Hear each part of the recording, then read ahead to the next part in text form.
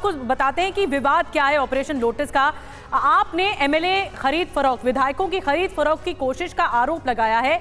आम आदमी पार्टी ने कहा है कि 7 एमएलए को बीजेपी की ओर से ऑफर दिया गया था। हालांकि आम आदमी पार्टी की तरफ से यह भी कहा गया कि बीजेपी ने 25-25 करोड़ के ऑफर दिए हैं। हालांकि आपका आरोप यह भी है कि सरकार गिराने की यह साजिश है। बिल्कुल, बीजेपी ने आम आदमी पार्टी के पैसे ऑफर के आरोपों को गलत बताया, निराधार बताया। बीजेपी ने आपके आरोपों पर दिल्ली पुलिस से शिकायत भी की इस बारे में कि आप झूठे आरोप लगा रही है, लेकिन आपके पास सबूत कहां है। बीजेपी की शिकायत पर फिर क्राइम ब्रांच की जांच शुरू हुई। क्राइम ब्रांच केजरीवाल और आतिशी के घर नोटिस देने पहुंची। हालांकि इस वक्त की ये निधि तस्वीरें भी इंपॉर्टेंट है। हालांकि क्राइम ब्रांच आरोपों पर आपसे सबूत मांग रही है। अब जितेंद्र हमारे सहयोगी इस वक्त हमारे साथ जुड़े हुए हैं। जितेंद्र, एक बार फिर से संभव हो तो सीधी तस्वीरें दिखाएं, क्योंकि एक बार फिर से क्राइम ब्रांच की टीम अब पहुंची है नोटिस देने के लिए। और ये इस वक्त हम तस्वीरें दिखाएंगे दिल्ली सरकार में मंत्री आतिशी के घर पर पहुंची सीबीआई की टीम की। जी बिल्कुल, देखिए अभी कुछ देर पहले जो क्राइम ब्रांच की टीम है वो आतिशी के घर पर पहुंची है। मैं चाहूंगा कैमरामैन सीधी तस्वीरें आपको दिखाएं। ये देखिए ठीक सामने जो आप ये कमरा देख रहे हैं, इसी कमरे के अंदर इस वक्त जो दिल्ली पुलिस की क्राइम ब्रांच है वो मौजूद है और लगातार कोशिश की जा रही किसी तरीके से आतिशी से उनकी मुलाकात हो पाए। खुद जो क्राइम ब्रांच की एसीपी है वो इस संबंध अपने नोटिस की तामील कराने के लिए यहाँ पर पहुंचे हुए हैं।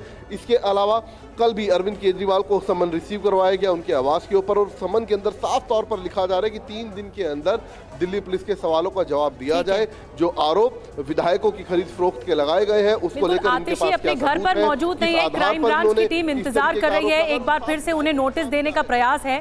दरअसल इस पूरे मामले पर खंगाला ये जा रहा है कि सबूत कहां हैं। जो अरविंद केजरीवाल आरोप लगा रहे हैं कि उनके विधायकों को खरीदा गया या खरीद फरोख्त की कोशिश की गई बीजेपी की ओर से, तो उसके सबूत का हमारे साथ खास मेहमानों का एक पैनल जुड़ा हुआ है, क्योंकि बार बार ईडी भी समन दे रही है, अरविंद केजरीवाल पेश नहीं हो रहे हैं, समन को इग्नोर कर रहे हैं और इसी पर ही सवाल उठता है कि जांच का सहयोग नहीं कर रहे हैं। दूसरी तरफ क्राइम ब्रांच की टीम भी इस पूरे मामले पर छानबीन कर रही है। ज्ञानेंद्र भारद्वाज हमारे साथ आम आदमी पार्टी के स्पोक्स पर्सन जुड़ गए हैं, अमिताभ सिन्हा जी जुड़ चुके हैं लॉयर सुप्रीम कोर्ट से, केसी कौशिक जी हमारे साथ जुड़े हैं सुप्रीम कोर्ट से लॉयर और फॉर्मर एडिशनल सॉलिसिटर जनरल भी रह चुके हैं, और जयशंकर गुप्ता जी हमारे साथ जुड़ रहे हैं सीनियर जर्नलिस्ट के तौर पर।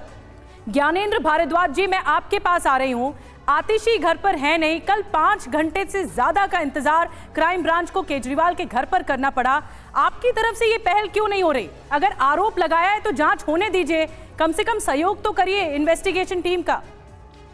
देखिए निधि जी, 2015 से लगातार आम आदमी पार्टी के नेताओं को मोदी जी टारगेट कर रहे हैं।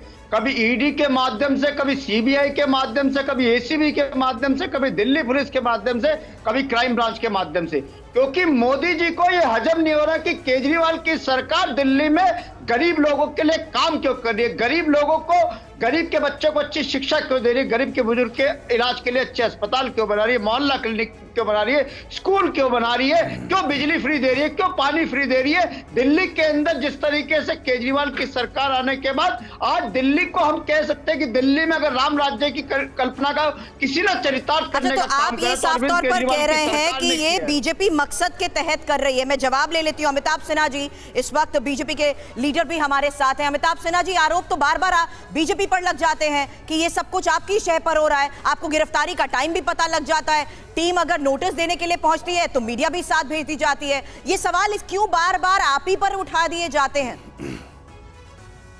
आपने मेरा परिचय सुप्रीम कोर्ट के एक एडवोकेट के कारण कराया है, तो मैं यदि उसी के आधार पे आपसे बात करूं तो ये पॉलिटिकल डिस्कशन में मैं नहीं बात कर पाऊंगा। मैं आपसे बहुत स्पेसिफिक बात करता हूं, बहुत ही कानूनी पहलू है। देखिए, मैंने एक भारत के नागरिक के नाते यहाँ पर आपके पास उपस्थिति दर्ज कराई है और कानून के एक विद्यार्थी के नाते। देखिए, भारत में संविधान के आधार पे और कानून के आधार पे शासन चलता है, और केजरीवाल जी की पार्टी, आप पार्टी और केजरीवाल जी, इनकी आदत जो है वो बहुत ही अशालीन और अमर्यादित राजनीति की है। स्पिट एंड रन, माने थूको और भागो। मेरा ये मानना है कि किसी भी जिम्मेदार पार्टी, और यदि इनकी सरकार है दिल्ली में और पंजाब में भी, तो इनको एक जिम्मेदार राजनीतिक पार्टी और जिम्मेदार राजनीतिक नेता के नाते व्यवहार करना चाहिए। मेरा ये कहना है कि इसमें 171B आईपीसी के तहत यदि घूस लेना या घूस देना, ये दोनों अपराध है।